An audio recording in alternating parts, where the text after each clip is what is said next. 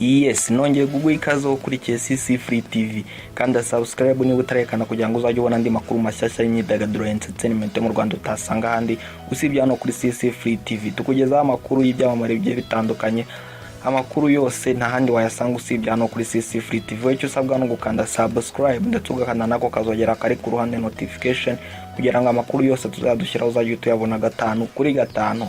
Kuri munsi rero tugiye kuvuga ku nkuru iri gutrendinga cyane hano mu gihugu cy'u Rwanda. Ni inkuru y'ubukwe bwa Rocky Kirabiranya. Uyu ni umusobanuzi wamaze kwigarurira imitima ya benshi. Uyu musobanuzi rero Rocky Kirabiranya, impamvu iyi nkuru ye y'ubukwe bwe iri gutrendinga cyane nuko yari amaze iminsi avuga ko nta gikwe. Uyu mugabo rero Rocky Kirabiranya akaba atunguranye ahita atera ivi ndetse ahita narongora ashyira umwana mu mago. Ni ibintu byatunguye abantu benshi ndetse na n'ubu bamwe ntibarabyemera, bari kuvuga ati yaba ari filime se, ariko mu by'ukuri ibi ni ukuri.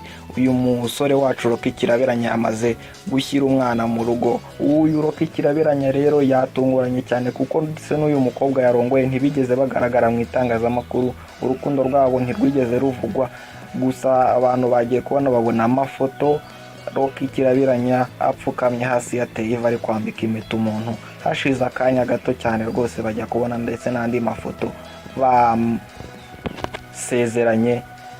Ibintu byatunguye abantu benshi, baravuga bati uyu musore aradohotse kabisa, atengushya abapampe bari bamaze kwizera ko nta gikwe koko. Ariko uyu musore Rocky Kirabiranya bereka ko ibyo avuga ntaho bihuriye. Uyu mwaka ni umwaka w'igikwa, ahubwo nk'uko twakomeje kugenda tubivuga, uyu mwaka umusitari uri gusiga atarongoye sinzi kabisa. Uyu mwaka abasitari benshi bakomeza kugenda barongora. Ubukwe bwa Rocky Kirabiranya rero n'ubukwe bwabaye hubahirizwa amabwiriza yo kwirinda COVID-19. Hari harimo abantu bakeya, bamwe muri abo bakeya bari barimo rero twavuga nk'abapampe ba Rocky nka Junior GT, ba Kadafi, ba Papa Cyangwe. Uyu mukobwa rero Rocky Kirabiranya yarongoye. Uyu mukobwa yakinnye muri filime yitwa The Secret, ngira ngo abayizi muramuzi. Uyu mukobwa rero ni umukobwa mwiza cyane mu by'ukuri.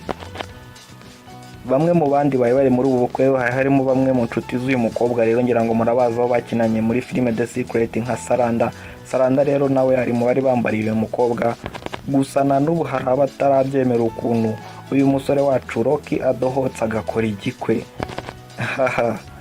Ubukwe bwa Rocky Kirabiranya rero ni ubukwe bwabereye hano mu mujyi wa Kigali.